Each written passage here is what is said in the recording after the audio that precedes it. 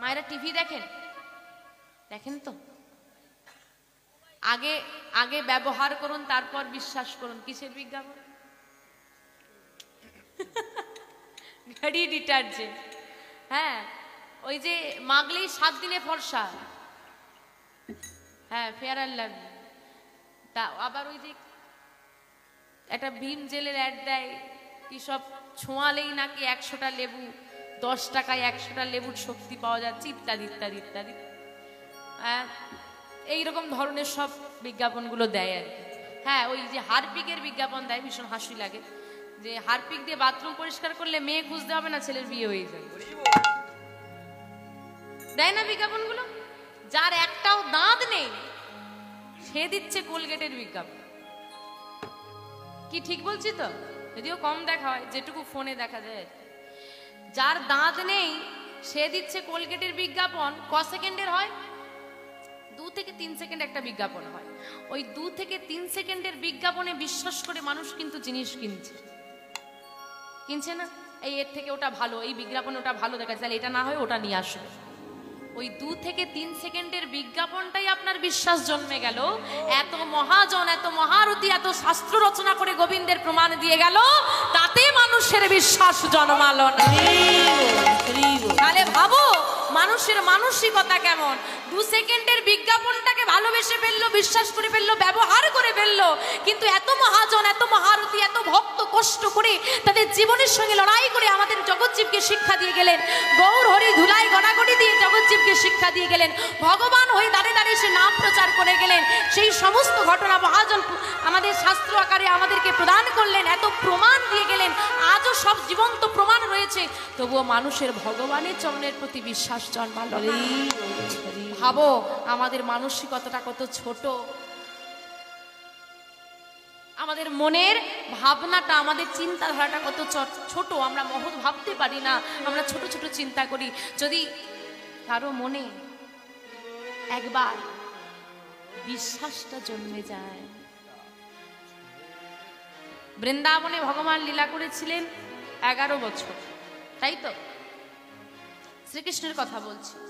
একটা 7 বছরের ছেলে, বিশ্বাস কাকে বলে? বিশ্বাস কাকে বলে? একটা 7 বছরের ছেলে তার কনিষ্ঠ আঙুল দিয়ে অত বড় গিরি গোবর্ধন পাহাড়টাকে তুলে ধরলো। আর সমগ্র ব্রজবাসী এসে ওই পর্বতের নিচে আশ্রয় নিলেন তো? তাহলে আপনার ছেলে একটা পাথর তুলতে পারবে না? আচ্ছা, আমরা যদি স্বাভাবিক ভাবি, এরকমও তো মানুষের বিশ্বাস হতে পারে, আরে ও ধরে রেখেছে, পড়ে যেতে পারে, তখন আমরা সবাই মারা যাব।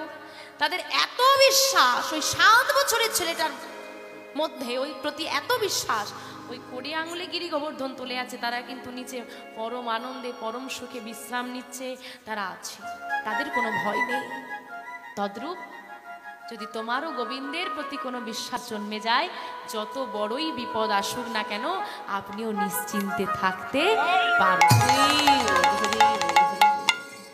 আমরা দুঃখ হলে কাঁদি, কেউ যদি কারো মনে যদি একবার বিশ্বাস জন্মে যায় যে আমি দুঃখে আছি, কিন্তু যার সঙ্গে থাকলে দুঃখ চলে যাবে, সে আমার সঙ্গে আছে, তাহলে শত দুঃখের মাঝখানেও আমি হাসতে পারবো। কারণ আমি জানি আমার জীবনে দুঃখ আছে, মানে আমাকে দুঃখ থেকে উদ্ধার করার জন্য কেউ আছে।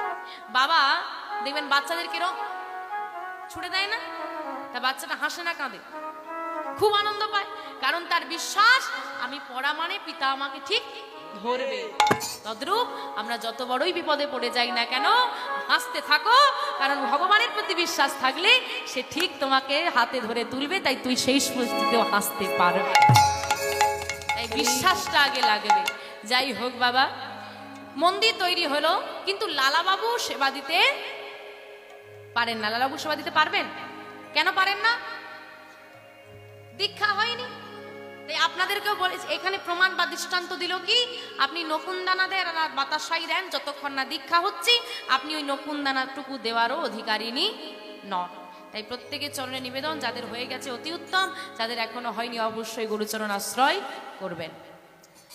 লালাবাবু আজও ভিক্ষা করতে বেরিয়েছে, ভিক্ষা করে ফিরবে, কিন্তু এত দূরে ভিক্ষা করতে এসেছেন, হঠাৎ করে লালাবাবুর শরীরটা অসুস্থ অনুভব করলেন। তিনি মনে হলেন আমি আর হয়তো ফিরতে পারবো না, আমার শরীরটা ভালো লাগছে না, কি যে করি, খুব ক্ষুধাও লেগেছে। আরে পাহাড়ের উপরে এই মন্দিরটা আছে, আমি তো কোনোদিন দর্শন করিনি। যাই, আজকে যা ভিক্ষায় পেয়েছি এই মন্দিরে দিয়ে দিই আর এখানেই সেবা করে নেব। ওই পাহাড়ের উপর উঠে মন্দিরে যা ভিক্ষা পেয়েছিল পুরোহিত ঠাকুরকে দিয়ে বললেন আমাকে একটু প্রসাদ দিন। ঠাকুর বললেন এখন তো ভোগ লাগেনি বাবা। আচ্ছা এখন নয়, এখন নয়, আপনার যখন ভোগ লাগবে, যখন আপনার সময় হবে তখন আপনি আমাকে প্রসাদটা দেবেন। আচ্ছা বেশ ঠাকুর, ওই যে দূরের গুহাটা দেখছেন, আমি গুহার মধ্যে রইলাম, আমার নাম লালা। ভোগ লেগে গেলে একবার লালা বলে ডাকবেন, আমি এসে প্রসাদটা নিয়ে যাব। আচ্ছা বেশ। লালা বাবু এসে গুহার মধ্যে বসলেন। সময় অতিবাহিত হতে লাগলো আর লালা বাবু আপন মনে গুহার মধ্যে বসে বসে নাম জপ করছেন। ভজনী তাই গমন রাধে শ্যাম, জপ হরে কৃষ্ণ হরে রাম, ভজনী তাই গৌর রাধে শ্যাম,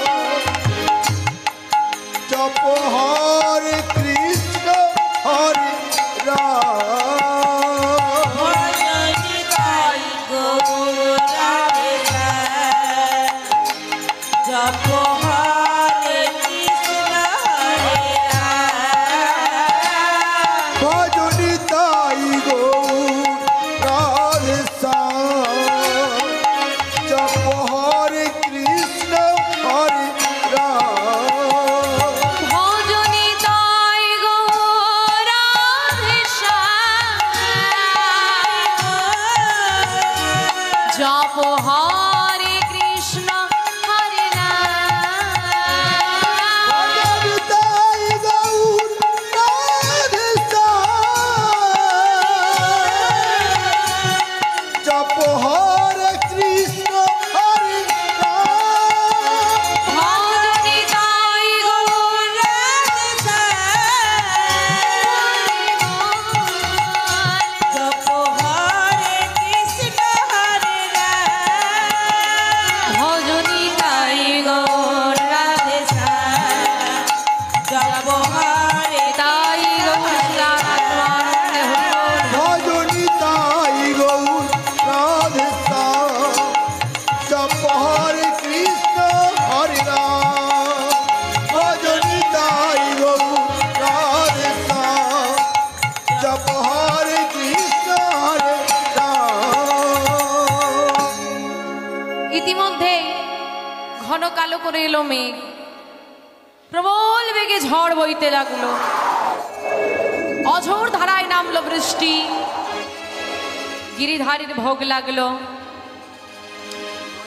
এইবার লালাবাবুকে চিৎকার করে ঠাকুর ডাকছে, লালা লালা লালা। কিন্তু এত ঝড়ের গতিবেগ, এত বৃষ্টির শব্দ, চিৎকারটা লালাবাবুর শ্রুতিমূল পর্যন্ত পৌঁছালো না। এদিকে লালাবাবু চিন্তা করছে এখনো কি ভোগ লাগলো না, আমি যার ক্ষুধার জ্বালা সহ্য করতে পারছি না। আর এদিকে ঠাকুর চিন্তা করছে বৃষ্টিতে ভিজে ভিজে কি আমি প্রসাদ দিতে যাবো, বুড়ো বয়সে যদি জ্বর বাঁধে, আর পাহাড়ি এলাকা যদি পা পিছলে কোথাও পড়ে যাই কি সর্বনাশটাই না হবে। তা কি যে করি, আচ্ছা একটা কাজ করি, আমি একটু অপেক্ষা করি, বৃষ্টি না হয় থেমে যাবে, অসময়ের বৃষ্টি, তা থামলে না হয় গিয়ে দিয়ে আসবো। কিন্তু বৃষ্টি আর থামা নামই ধরে না, আর ভক্ত আর ক্ষুধার জ্বালা সহ্য করতে পারছেন না। হঠাৎ গুহার বাইরে থেকে কে যেন বলে উঠলো, লালা প্রসাদটা ধরে নাও। কেমন ভাবে দিচ্ছে একটু দেখুন। আমরা যখন কাউকে কিছু দান করি সামনে থেকে দান করি, এরাও ধরো, তাই তো। লালাবাবু গুহার মধ্যে বসে আছেন, গুহার ভেতরে, আর গুহার বাইরে না দিয়ে পাশ থেকে হাতটুকু শুধু বাড়িয়ে দিয়েছেন, প্রসাদটা ধরে নাও। সামনে গিয়ে দাঁড়ালেন না।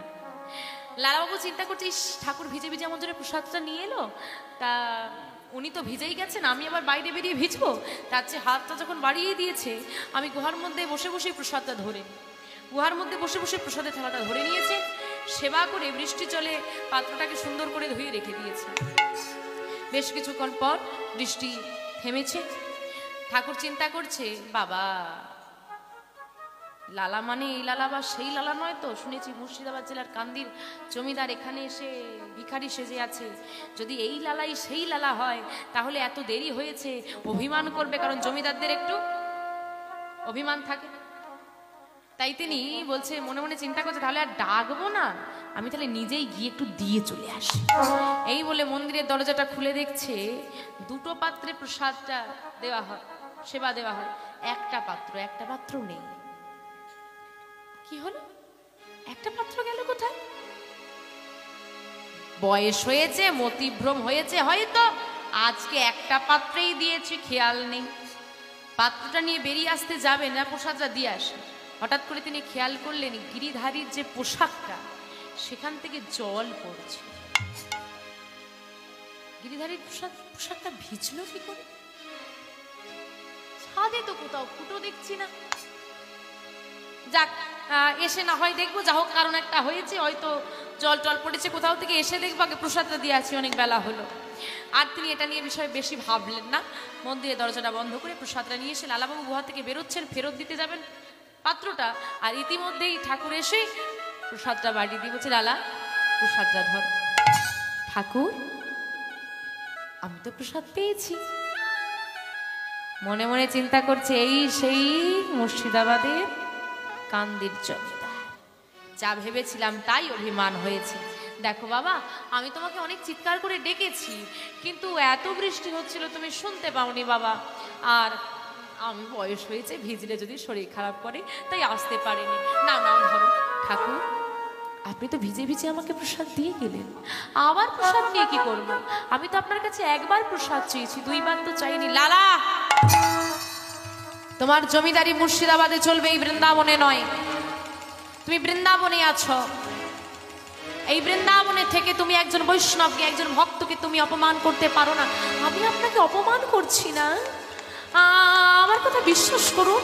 আপনি তো ভিজে ভিজে আমাকে প্রসাদ দিয়ে গেলেন। লালা, আবার মিথ্যে কথা বলছো তুমি। আমি মিথ্যে বলছি না ঠাকুর, তবে কি আমি মিথ্যে বলছি? আমি কখন বললাম আপনি মিথ্যে বলছেন? কিন্তু আমিও তো মিথ্যে বলছি না।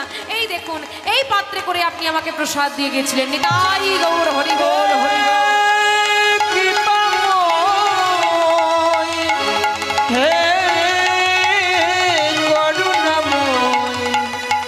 হে দয়াময়, এই পাত্র, এটা তুমি কোথায় পেলে লালা? আপনি তো এই পাত্রে করেই আমাকে প্রসাদটা দিয়ে গেলেন।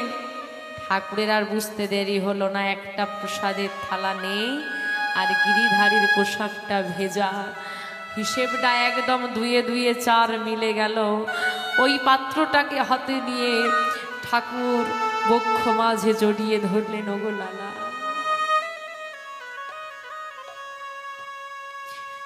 তুমি না চাইতেই যা পেয়েছ, জগৎবাসী চেয়েও তা পায় না।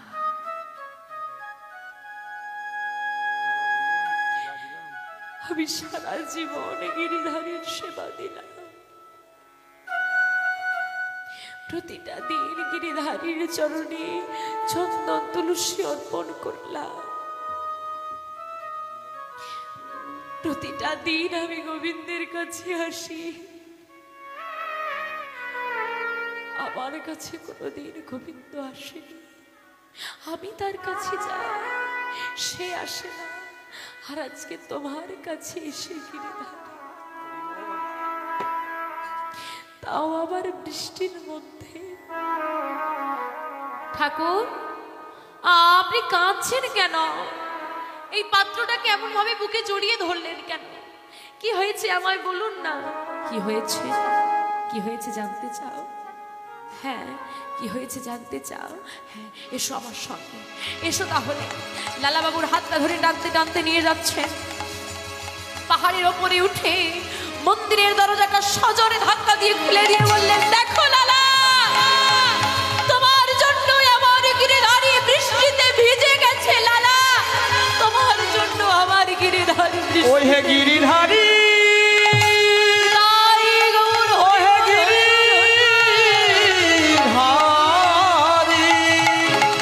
এই কি তোমার লীলা প্রভু হে?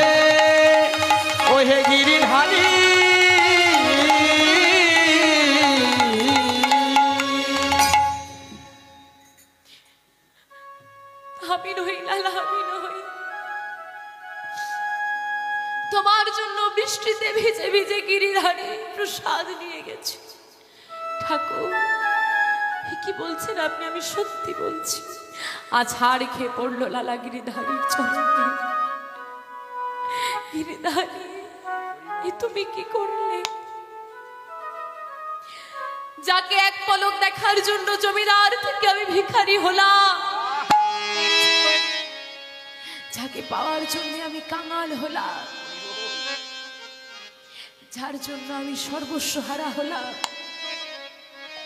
সে আমার এত কাছে, সেও দূরে চলে গেল, একবার দর্শনটুকু দিল না। আমার জন্য ভিজে ভিজে প্রসাদ নিয়ে গেল, তবু এক পলক চোখের দেখা দেখতে দিল না। ঠাকুর, আপনি তো প্রতিদিন এই গিরিধারীকে সেবা দেন, তাই না? হ্যাঁ লালা, প্রতিদিন তো এই গিরিধারীর সঙ্গে আপনার সাক্ষাৎ হয়, তাই না? প্রতিদিন তো এই গিরিধারীকে আপনি নিজের হাতে সুন্দর করে সাজিয়ে দেন। আপনার গিরিধারী অনেক ছলনাময়ী, তাই না? কিন্তু আমি অনেক পাপী ঠাকুর, আমি অনেক পাপী, আমি বড় অপরাধী। লালা, তোমার জন্য গিরিধারী প্রসাদ বয়ে নিয়ে এলো, আর তুমি নিজেকে অপরাধী বলছো? হ্যাঁ বলছি। কেন জানো ঠাকুর? আমার জন্য গিরিধারী ভিজে ভিজে প্রসাদ নিয়ে এলো, আর আমি এমন হতভাগা, বৃষ্টিতে ভেজার ভয় একটু গুহা থেকে বাইরে বেরোলাম না। আমি যদি একবার ওই গুহার মধ্যে বসে প্রসাদটা না ধরে নিয়ে, ওই বৃষ্টির ভেজাকে ভয় না করে একবার যদি বাহির পানে বেরিয়ে আসতাম, আমার তো গিরিধারীর দর্শন হয়। এক পলক হলেও তো আমি গিরিধারীকে দেখতে পেতাম, আমি তো গিরিধারীর কৃপা পেতাম। বলতে পারেন আপনার গিরিধারী ভক্তির সঙ্গে কেন এমন ছলনা করে? ওগো দয়াময়, বলো না, বলো না, তোমার কোন খেলায়, তোমার কোন লীলা? দয়াময়,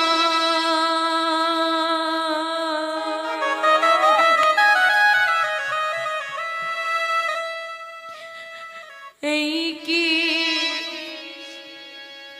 তোমার লীলা? দয়া, এই কি তোমার লীলা?